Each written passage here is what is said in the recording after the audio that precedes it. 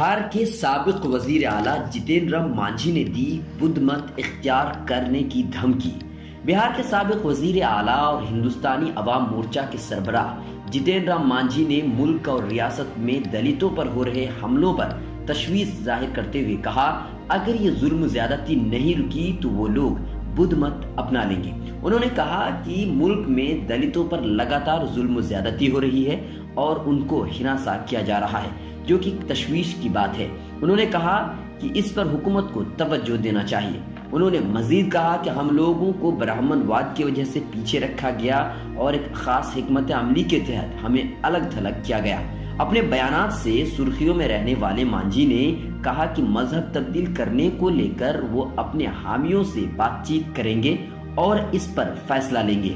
انہوں نے کہا کہ انہیں بدھ مت اپنانے میں کوئی حرج نہیں لگتا۔ مانجھی نے ایک بار پھر نجی شعبے میں ریزرویشن کا مطالبہ دہراتے ہوئے اس کے لیے جلد ہی پارٹی کی طرف سے تحریک چلانے کی بات بھی کہی۔